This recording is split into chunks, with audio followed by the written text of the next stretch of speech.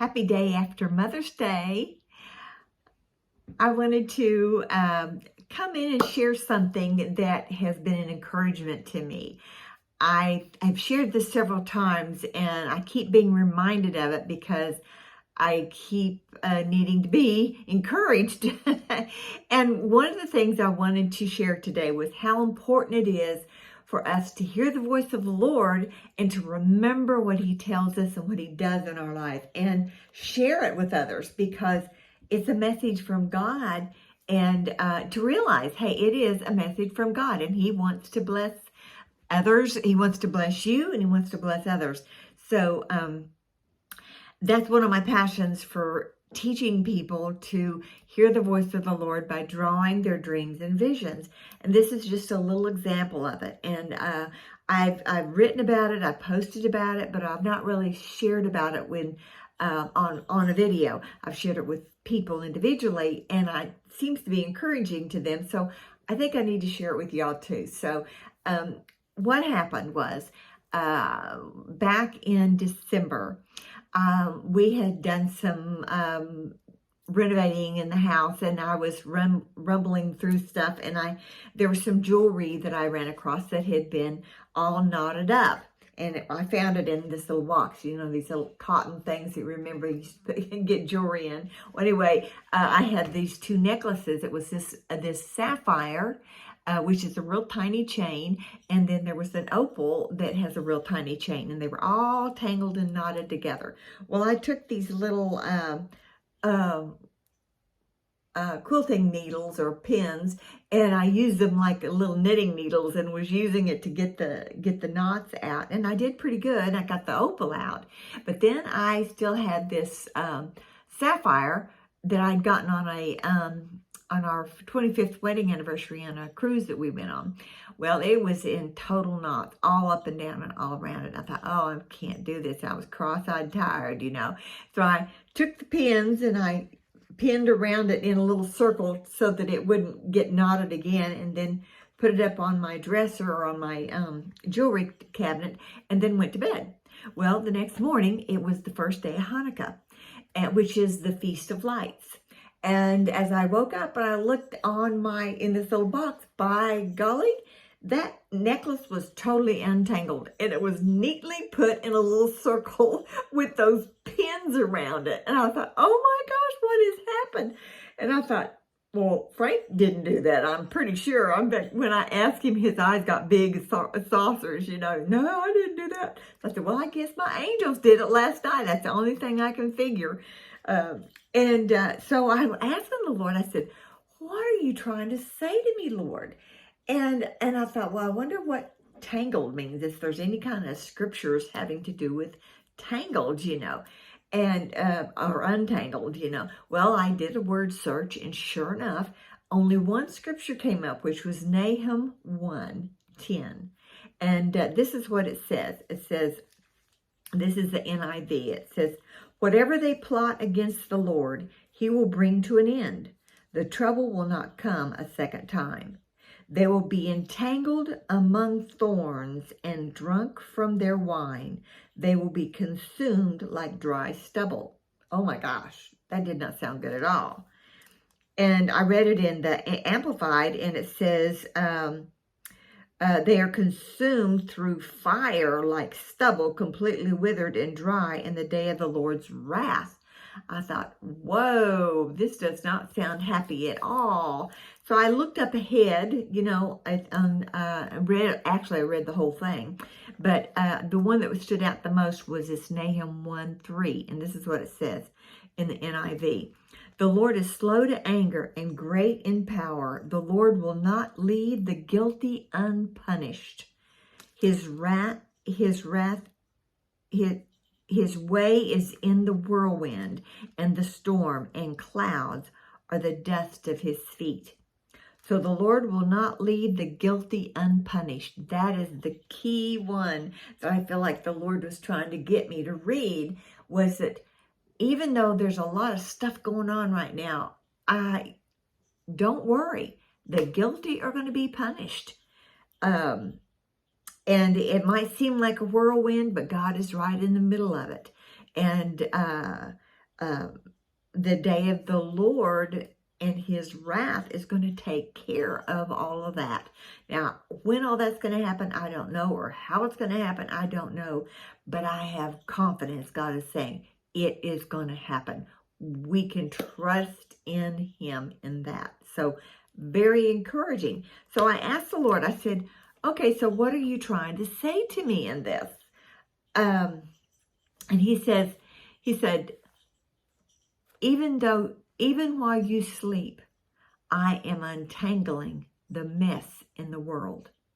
How cool is that?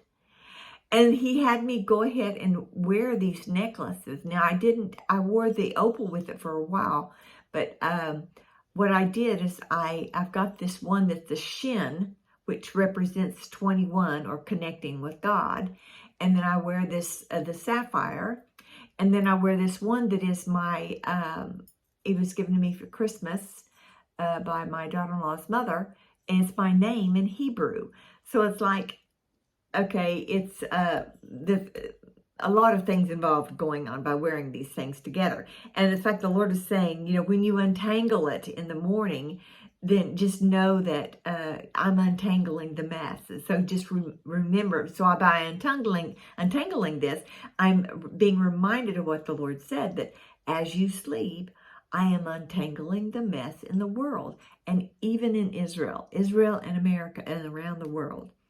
And so that's very encouraging. Well, I looked up the meaning of sapphire, and get this, sapphire means the truth will be told. So another wonderful thought is that the Lord will not leave the guilty unpunished. Plus, the truth will be told and revealed. How wonderful is that? So it was very encouraging to hear that. Well, another thing on top of this happened. I had, that was on the 10th of December, which was the first day of Hanukkah. Well, I had received several messages from different people saying, oh, there's a message you need to listen to that Johnny Enlow did with Steve Schultz. And I just didn't have time to listen to it. I kept putting it aside. And finally, on Sunday morning, I had been reading through this Hall of Nahum, thinking, oh my goodness, you can almost replace Nineveh with the United States or with America. And the Lord woke me up that Sunday morning, which was the 13th, I guess. And he had me write the whole book of the first chapter in Nahum, not the whole book, but the whole chapter in Nahum, and leave a note on there on my Facebook page saying that anywhere you see the name Nineveh, you can replace it with the United States. And then I went to church. And after church was over, well, I had a chance to listen to Johnny's recording with Steve Schultz. And he says, on the 11th of December, which was the second day of Hanukkah, God woke him up and led him to Nahum 1. And he was saying the same thing. He said, anywhere you see the name Nineveh, you can replace it with the United States. And I thought, oh my gosh, how cool is that? Well, so I was very encouraged. And as he was talking about how there was helicopters flying all over America, and there was battleships on both sides of the United States protecting us. And I'm thinking, oh my goodness, that sounds like a dream that I had, where there was helicopters flying over the 7 mountains, and there was dogs inside of the helicopters. I couldn't find it. I started looking for that, and I couldn't find it. And would you not know, okay, get this, on the 17th of December, which was at the end of Hanukkah, all of a sudden, in your memories in Facebook, it'll pop up pictures. This picture popped up, and I found it later. It was in my book. Get this. Can you see that? Can you see the helicopter with the dogs in it? Okay. And I thought, right off the bat, I thought, oh my goodness, those are watchdogs. Watchdogs watching over America. I mean, for the life of me, I could not figure out what those dogs in the helicopters meant until that day. And this was first, it was seen in February 16th, 2009. And I'm thinking, okay, so why is that popping up on the 17th of December? Interesting, huh? But that's when I had posted it, I guess. And, you know, the 17 is the 17th letter of the alphabet, which has been used, which is interesting, which is similar to the name of what this is called. And the Lord called this stealth maneuvers. Stealth maneuvers. Secret maneuvers that's going on. How about that? You know, so I'm thinking the Lord is confirming again, saying, okay, I've got my watchdogs watching over you, protecting you.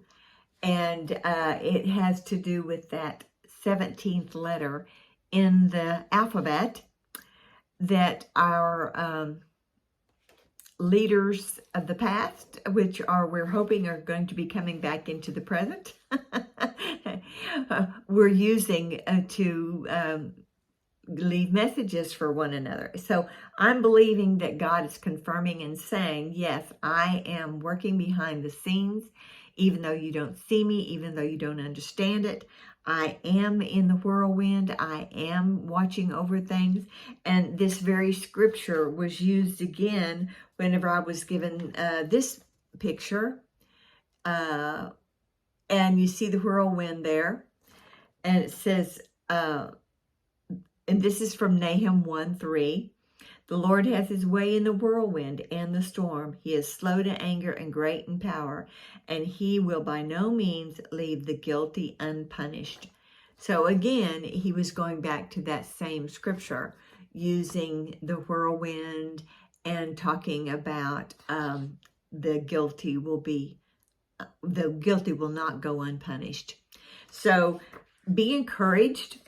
When God tells you something, remember it, write it down. If it seems kind of screwy, you don't have an understanding of what it is, just put down the date, write as much as you can remember about it, whatever you can figure out, and then just put it on the shelf and trust God. This was from 2009. And I remember showing this to Pastor Johnny at the church. We were going to his church at that time. I went down to the front of the church and I was showing it to him and I said, do you have any idea what this might be about? And he goes, no, I don't, you know. And it was like, okay, we just dismissed it. And so how many years is that? 9, 10, 11, is that 12 years? Oh my gosh.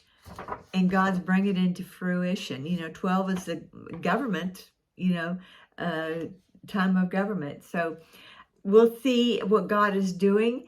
But just know that when God gives you something in a dream or a vision, and it sounds like it might be from God, make a note of it. That's a very important part of doing prophetic art and beginning to hear and understand the word of the voice of God. And just write down what you remember as best as you can. Think about what you saw, what you heard, what you smell, what you taste, what you felt. And then that sixth sense, that thing that you know because you know, write it down and then draw it and sketch it as best you can. You don't have to be a great artist, but draw it in a way to where you can remember what happened in the dream so that you can go back to it and be reminded of what it was that happened. So be encouraged and just know that God is speaking to you. He wants to tell you more. And let me just tell you, when you have something like this that you know God gave to you, it is the most encouraging thing. I mean, nobody can tell me that that was not God. I know that was God. And he's saying he's untangling things. Even though we're sleeping, he's working on stuff in America, in Israel, and around the world. So be encouraged and write down your dreams. And if you have something more you want to share with me about something that, a dream that you've had or something like that, or, just write it down or send me a text, a little private message, and we can talk about it. I want you to be encouraged. Now, we will be doing another video Zoom on next Monday after, I guess I'm not sure what the date is. Oh my goodness. It'll be next Monday after we'll have a class in the church on that Sunday. And then the following Monday, we will have a Zoom. And I'll leave information in the message below of the exact date and time. So maybe you can come and join us on that. I would love to have you. And if you want to come and share about some of the things that God's showing you, that would be great as well. So keep it positive and keep it happy, and trust in the Lord. He is on your side, and He will reveal things to you as you sleep and as you're awake. God bless you. We'll talk to you soon. Bye.